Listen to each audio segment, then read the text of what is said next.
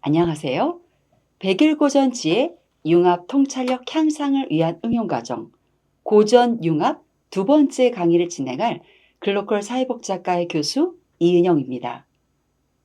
환경 제도, 도덕적 통치, 그리고 역사 인식의 상호작용과 인간의 선택을 탐구하다라는 주제를 통해서 총균세와 기존 기본 과정에서 다뤘던 역사란 무엇인가, 심화 과정의 역사의 연구, 그리고 목민심서가 지향하는 인간의 진정한 선택은 무엇이고 인간을 둘러싼 사회 구조의 영향은 무엇인가에 대해서 살펴보는 시간을 갖도록 하겠습니다.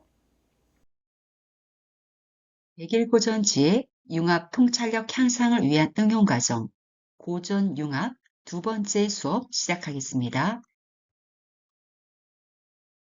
이번 총균세 다섯 번째 수업의 주제는 기존에 우리가 다루었던 기본 과정이 있고요. 고전의 심화 과정이 있었죠. 그리고 오늘에 이루어진 응용 과정까지 이루어지는 전체적인 세 과정 속에 제가 여러분과 만났던 고전의 제목들이 있습니다. 역사란 무엇인가? 역사의 연구, 목민신서, 그리고 응용가적인 총균세이죠. 이 네 가지의 거대한 산맥을 넘게 되는데요. 각각의 저자가 던지는 메시지는 상호 다르지만 결국 인간은 어떻게 더 나은 삶을 조직해 왔는가라고 하는 하나의 질문으로 수렴됩니다. 환경이라고 하는 거대한 구조적인 힘을 인정하면서도 그 안에서 인간의 도덕적인 선택이 어떻게 역사의 물줄기를 바꾸어 놓았는지를 우리가 직시하게 되죠. 서로 다른 시대의 고전들이 오늘날 우리 사회의 불평등과 리더십 위기에 어떠한 해답을 줄 수 있는지를 함께 고민한 시간이 되었으면 좋겠습니다. 이번 수업의 학습 목차는 크게 네 가지로 구성이 되어 있습니다. 목적은 환경, 제도, 도덕, 그리고 역사 인식의 상호작용에 대한 초점인데요. 네 가지 고전을 통해서 비교 분석하는 과정으로 인간의 선택, 그리고 사회 구조의 영향 요인이 무엇인지를 종합적으로 이해하는 것이 큰 목적입니다. 성공적인 통찰이 위해서는 체계적인 접근 방식이 가장 필요하다고 합니다.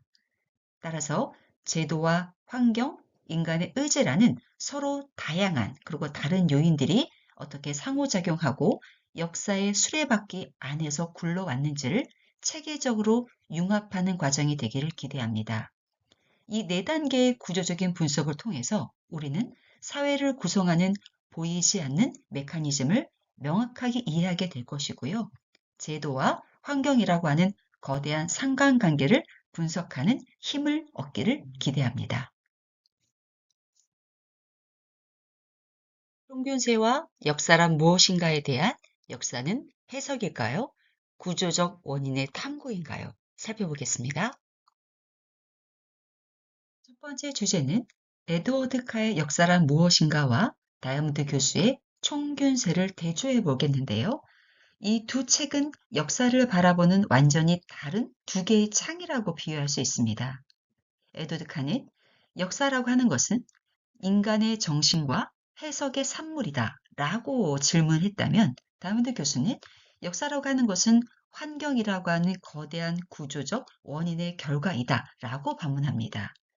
앞의 전자가 인간이라는 주체의 자유의지에 대한 의미 부여에 집중하고 초점을 부여했다면 후자는 지리학적인 운명, 물질적인 조건이라고 하는 객관적 필연성에 더욱 주목하는 차이를 보입니다.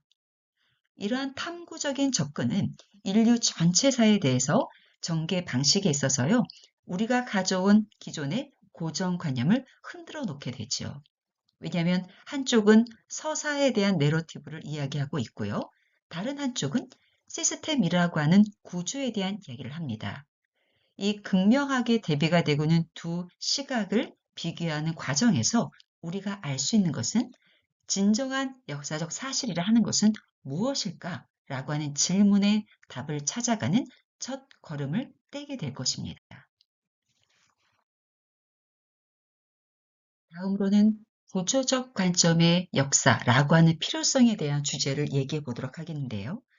이에치카는 그의 저서에서 매우 신선한 선언을 하게 됩니다. 역사란 역사가와 사실 그 사이에서 끊임없는 상호작용이며 현재, 과거 사이에 끊임없는 대화이다. 라는 명문장을 남기지요.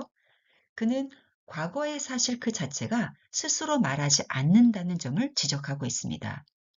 수많은 과거의 조각들 중에서 역사가가 무엇을 중요하게 여기고 선택하느냐에 따라 역사는 생명력을 얻고 또 잊혀지기도 하지요. 즉, 역사는 죽은 과거의 기록이 아니라 현재를 사는 우리가 과거를 어떻게 재구성하느냐에 따른 의미의 재창조입니다. 이에치카 교수의 관점에서 본다면 역사는 주관적이기도 하고요. 그 시대의 가치관을 반영하고 있습니다. 그렇기에 우리는 기록된 사실의 너머에 있는 역사가가 지니고 있는 시선들, 그리고 해당 그 시대의 목소리를 읽어내야만 하지요. 이는 역사를 단순하게 외우는 대상으로 그치는 것이 아니라 우리 스스로가 비판적으로 성찰하고 대화해야 할 대상으로 바라볼 수밖에 없는 놀라운 시각의 전환을 우리에게 선사합니다. 그렇기에 구조적인 관점의 필요성이 더 확장될 수 있는 거죠.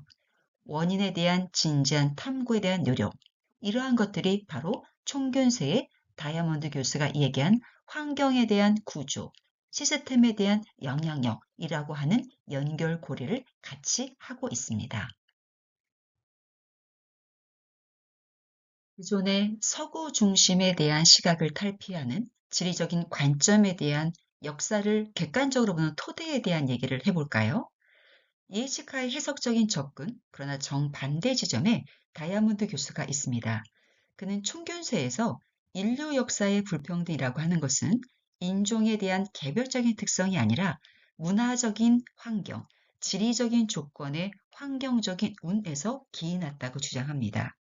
유라시아 대륙이 갖고 있는 아프리카나 아메리카보다 앞서 나갈 수 있었던 것은 그들의 우월성이 아니라 작물화 할 수 있는 식물, 가축화가 할 수 있는 동물이 압도적으로 많았고 기후가 비슷한 동서축이 대륙이 뻗어 있기 때문에 기술의 전파가 용이했다는 것을 얘기하고 있습니다.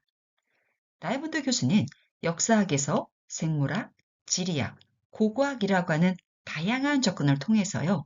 역사라고 하는 것은 우연한 해석이 아니라 필연적인 구조의 결과로 설명을 하게 됩니다.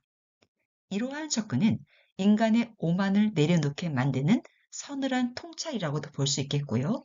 문명 발전의 토대가 되고 있는 물질적 구조에 대해서 직시하게 하는 객관적인 시각을 제공합니다.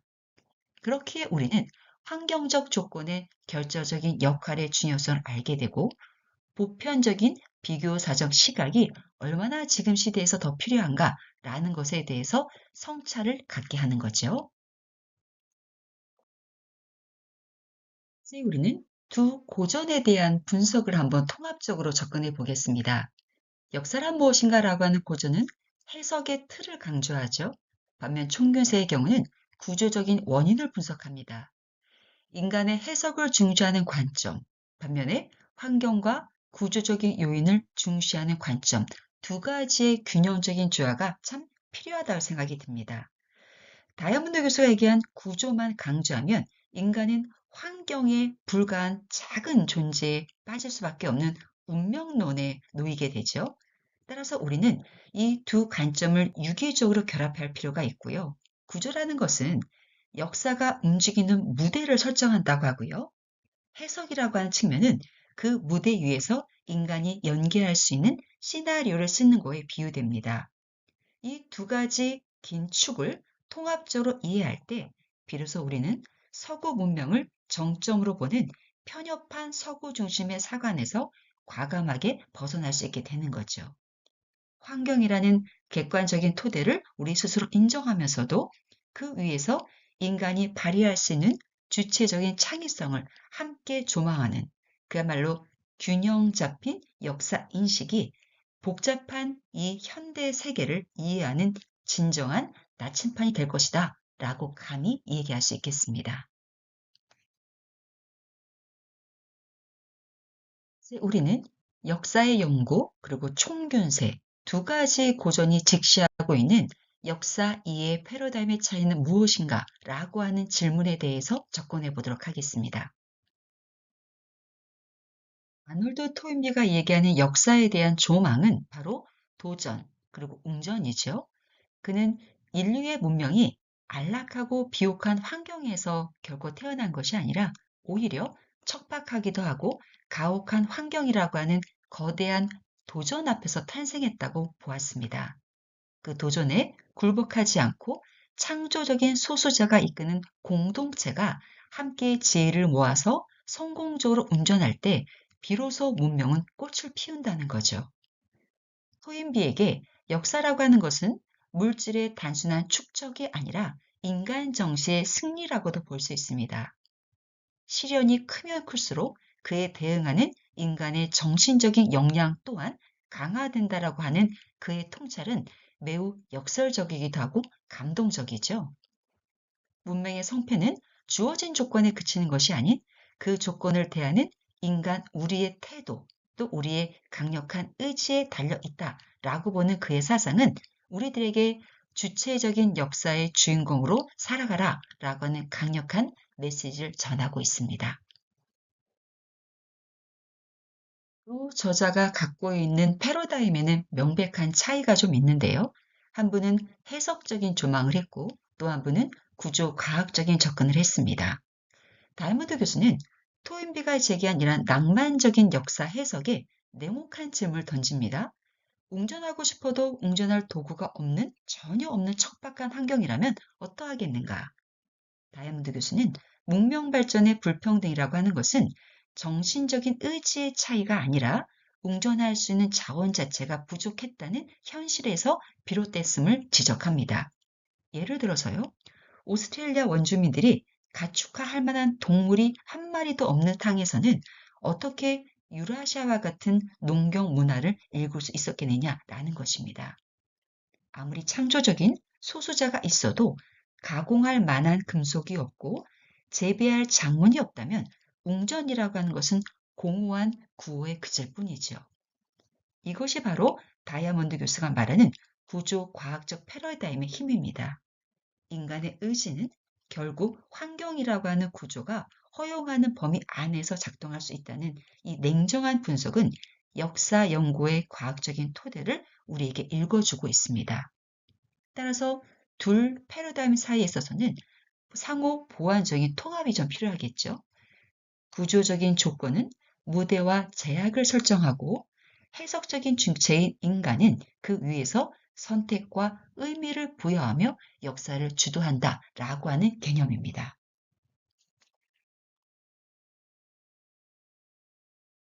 하면 우리를 둘러싼 환경의 조건에 대해서 집중해 볼까요?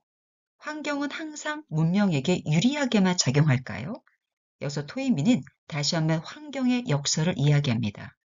그는 지나치게 안락한 환경, 즉 도전이 없는 환경은 문명을 정체시킨다고 얘기했고요. 인간을 나태하게 만든다고 경고했습니다. 황하의 범람, 또 나일강에 대응하며 기하학을 발전시킨 이집트와 중국이 있죠. 적당한 자극이 있었고 시련이 오히려 잠자던 문명의 잠재력을 깨우는 방아쇠가 되었습니다. 이는 현대 사회를 사는 우리에게도 큰 울림을 줍니다. 개인이나 조직도 아무런 위기가 없을 때 쇠퇴하기 시작하지요. 토인비의 이러한 통찰은 외부의 도전을 오히려 성장의 기회로 바꾸는 것이 성숙한 문명의 징표임을 가르쳐 주고 있습니다. 적절한 자극이 생존의 에너지가 된다는 이 생명력 넘치는 역사 사과는 오늘날 우리가 마주한 다양한 사회적 그리고 개인적인 시련을 어떻게 해석해야 할지에 대한 소중한 지표가 되고 있지요. 역사의 발전의 원동력은 무엇일까? 문명의 흥망성쇠는 인간이 갖고 있는 주체적인 웅전일까요? 아니면 주어진 환경의 조건일까요? 이제 문명의 성패를 결정짓는 핵심 요인을 한번 우리가 살펴볼까요? 문명은 환경이라고 하는 조건, 인간의 대응이 맞물려 돌아가는 거대한 톱니바퀴와 같다고 볼 수 있겠죠. 다이아몬드 교수가 보여준 지리학적인 구조는 바로 문명의 출발선과 같습니다. 토인비가 말한 창조적 인간은 바로 그러한 출발선에 출발하는 인간의 의지를 갖고 있는 거죠. 환경은 가능성을 제공하거나 제약을 가하지만 그 가능성을 현실로 바꾸고 제약을 돌파하는 힘은 바로 인간이 갖고 있는 온전한 정신에서 나온다고 볼 수 있습니다. 우리는 이 두 시각을 결합해서 환경의 결정론, 인간의 주체론 사이의 균형을 잡을 필요가 있습니다. 구조를 무시한 열정은 무모하고요. 정신을 무시한 구조는 죽은 기계와 같다고 합니다. 문명의 위대한 드라마는 우리가 주어진 환경의 한계를 인식하면서도 최선의 웅전을 선택해 나가는 인간의 슬기로운 투쟁 속에서 완성된다는 점을 우리는 명심할 필요가 있습니다. 세 번째 주제는 우리 민족의 위대한 스승이죠. 다산 정약용 선생님의 목민 심서를 통해서 동양적 통찰을 더해보고자 합니다. 지금까지는 서양 학자의 눈으로 구조와 정신을 보았다면 이제는 도덕적 통치라는 키워드로 사회의 근본을 총균세와 함께 연결해 보고자 합니다. 제도와 도덕일까, 환경과 자원일까 라는 대주제를 통해서 목민심서가 강조하는 도덕적 통치, 제도 개혁에 대한 중요성, 마지막으로 총균세가 제시하는 환경적 결정 요인이 우리 인류의 문명의 발전과 인간의 삶에 미치는 영향에 대해서 비교 분석해보는 시간을 갖겠습니다. 첫 번째 주제는 사회의 발전, 그 과정에서 권력과 문명이 갖고 있는 구조적인 조건에 대한 주제를 보겠습니다. 조선 후기에는 도탄에 빠진 민생을 보면서 다산 정영희 선생님이 고민했던 지점은 바로 어떻게 하면 부패한 제도를 바로잡고 백성을 평안하게 할 것인가 라고 하는 고민이었습니다. 다산이 갖고 있는 철학은 앞서 본 다이아몬드 교수가 얘기한 물질적인 결정론에 대한 강력한 인간 중심적 반경이 될 수 있는 주제이죠. 아무리 환경이 척박하고 자원이 부족해도 공직자가 청렴하고 또 제도가 공정하다면 사회는 다시 살아날 수 있다라고 하는 전제입니다. 바로 구조적인 한계를 돌파하는 힘은 결국 인간이 갖고 있는 본연의 도덕성 또 정의로운 제도에 있음을 강조한 거죠. 현대 사회의 부조리를 해결할 수 있는 가장 근본적인 지침을 바로 조선 후기의 민생과 행정개혁으로서 돌파한 주제를 담고 있습니다. 두 번째 접근은 제도와 도덕, 그리고 환경과 자원이라고 하는 두 가지에 대한 개념적인 차이에 대한 분석을 해볼까요? 다산 정약훈 선생님은 관리자가 갖고 있는 마음가짐, 바로 목민이라고 하는 핵심으로 청렴을 꼽았습니다. 그래서 목민신서에서는 제도와 도덕에 있어서 사회 발전의 핵심 동력은 바로 청렴한 관리라고 강조를 한 거죠. 그는 청렴이라고 하는 것은 목민간이 가져야 할 본연의 고유한 의미이고 모든 선의 근원이기도 하며 모든 덕의 뿌리라고 강조합니다. 지도자가 본인 스스로를 엄격하게 다스리지 못하면 백성을 다스릴 수 없다라고 하는 것이 그의 확고한 신념입니다.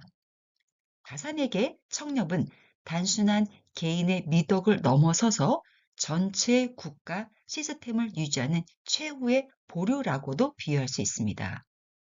공직자가 사리사욕을 앞세울 때 행정은 왜곡되고요. 그 피해는 고스란히 약한 백성에게 돌아가기 때문이죠. 지도자의 도덕적인 권위가 바로 설 때 비로소 법과 제도가 현장에서 공정하게 작동하기 시작합니다. 이는 바로 사회 전체 시스템의 부패를 막을 수 있고요. 공동체를 건강하게 지탱하는 거창한 구호가 아니라 바로 지도층이 실천적인 도덕성, 애민정신이라는 점을 우리에게 다시 한번 상기시켜 줍니다. 따라서 좋은 제도는 주어진 환경 조건 위에서 가장 효과적으로 설계된다라는 두 가지 관점의 통합적인 이해가 필요한 지점이기도 하죠. 우리는 리더십이라고 하는 내부적인 개혁과 총균세에서 제시하는 구조적인 접근에 대한 두 가지 개념을 한번 분석해 보겠는데요. 도덕적인 통치와 민생을 중시하는 리더십, 자원의 배분과 기술 확산에 중점을 두는 구조적인 접근, 이 두 가지에 대한 시각을 하나로 엮어보겠습니다. 총균세가 보여주는 거대한 거시적인 환경은 문명이 구동하는 접근이지요. 반면 목민심서가 제안하는 접근은 윤리와 합리적인 접근으로서 제도에 대한 효율성을 관리하는 시각입니다. 이상적인 공동체라 한다면 이 두 가지의 접근이 조화를 이룰 때 바로 형성될 수 있겠지요.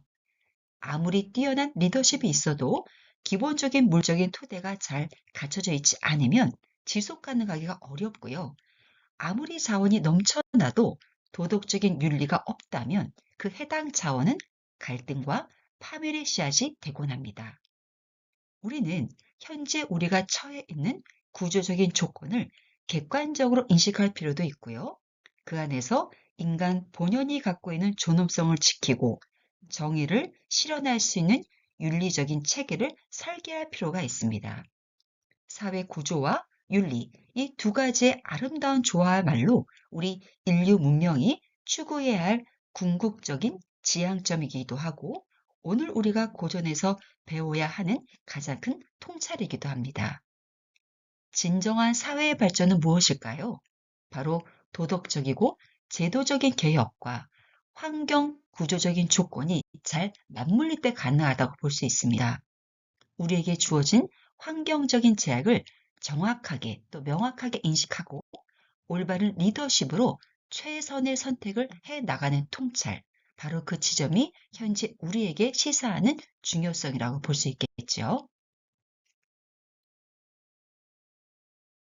국민심서와 총균세에서 주장한 도덕적인 통치의 중요성, 구조적인 환경의 조건, 두 가지에 대한 개념을 통해서 우리는 무엇을 알게 되었을까요?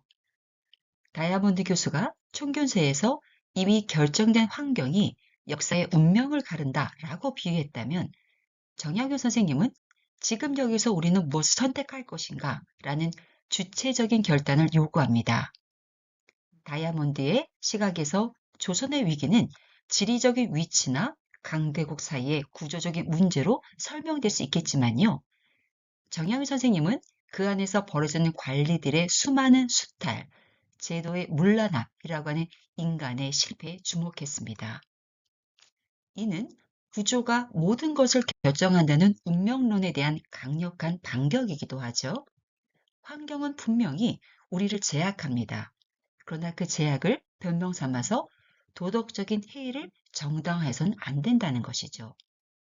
다산 선생님의 이러한 가르침은 우리에게 주어진 조건이 아무리 열악할지라도 우리 스스로가 어떤 태도로 제도를 운영하고 우리 주변의 이웃을 대하는가에 따라 공동체의 운명은 완전히 달라질 수 있다라고 하는 희망의 메시지를 전달하고 있습니다.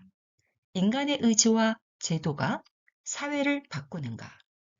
환경과 자원이 문명을 결정하는가? 어떻게 생각하시나요? 이번 시간에 우리가 살펴본 환경, 제도, 도덕, 그리고 역사 인식의 상호작용이라고 하는 연결고리에 대한 부분인데요. 전체 인류의 역사는 환경이라고 하는 거대한 무대라고 비유한다면 인간은 그 제도와 도덕을 만들어서요. 도구를 들고 써 내려가는 주체적인 드라마로 우리가 비유할 수 있습니다. 다이아몬드 교수가 이야기한 환경은 전체 연극의 무대 배경을 결정했고요. EH 카의 해석이라고 하는 접근은 극의 의미를 부여했습니다. 그 다음 토인배가 얘기한 도전이라고 하는 것은 그 극의 긴장감을 제시했고요. 마지막 정약호 선생님의 목민 정신은 바로 극의 중심을 잡아주었다라고 얘기할 수 있습니다. 이 네 가지 요소 중 어느 하나도 소홀할 수 없겠죠. 우리는 구조적인 필연성을 읽어내는 냉철한 머리도 필요하고요. 도덕적인 가치를 지키려는 숭고한 열정도 동시에 가질 필요가 있습니다. 왜냐하면 역사는 이미 결정된 것이 아니라요. 우리가 환경이라고 하는 큰 조건에서 끊임없이 가치를 선택하고 그 체계를 혁신해 나가는 과정 그 자체이기 때문이죠. 이러한 종합적인 통찰이야말로 여러분들이 앞으로 마주할 수많은 삶의 문제들을 해결하는 가장 강력한 직접 토대가 될 것이라 생각이 듭니다. 구조적인 조건에서 인간의 주체적인 대응이 작용해서 역사는 만들어지기 때문입니다. 이러한 과정을 올바르게 우리가 인식할 때 더 나은 미래를 선택할 수 있는 통찰력 반드시 향상될 것이라고 기대합니다.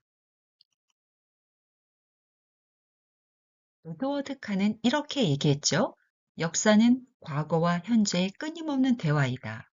역사가와 사실의 대화는 결코 멈추지 않는다는 것을 의미합니다. 오늘 여러분과 제가 나눈 이 긴 대화가 역시 여기서 끝나는 것은 아니지요. 세 가지의 생각해 볼 수 있는 과제를 우리가 제시해 보도록 하겠는데요.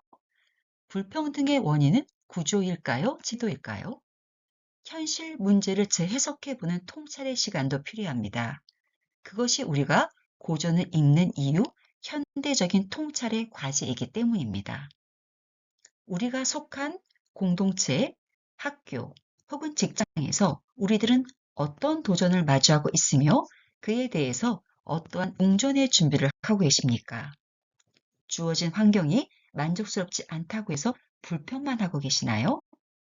혹은 내가 갖고 있는 기득권이라고 하는 환경에 취해서 도덕적인 책임을 방심하고 있지는 않습니까? 정약용 선생님이 얘기한 청렴, 토인비가 얘기한 웅전의 정신을 우리 각자의 삶에 어떻게 투영할 것인지를 고민해 보셨으면 좋겠습니다. 거창한 사회개혁이 아니어도 좋아요. 내가 속한 작은 조직에서 더 공정한 규칙을 제안하기도 하고 타인을 배려하는 도덕적인 리더십을 발휘하는 그 자체가 시작이기 때문입니다. 고전의 지혜는 책 속에 머물러 있는 것이 아니라 우리 각자의 구체적인 행동으로 나타날 때 비로소 완성된다고 합니다. 오늘 우리의 선택이 내일 어떠한 변화를 만들어낼 수 있을지를 진지하게 성찰해 볼 수 있는 기회가 되기를 기대합니다. 이상으로 100일 고전 지혜, 융합 통찰력 향상을 위한 응용 과정, 환경, 제도, 도덕적 통치, 그리고 역사 인식의 상호작용과 인간의 선택을 탐구하다. 고전 융합 두 번째 강의였는데요. 인간의 환경 조건, 제도와 자원, 더 넓은 의미의 도덕적 통치가 갖고 있는 의의, 그에 따른 사회적 성과를 통해서 우리가 갖고 있는 역사 인식에 대해서 좀 더 확장된 통찰력을 기대할 수 있는 시간이 되었기를 진지하게 기대합니다. 감사합니다.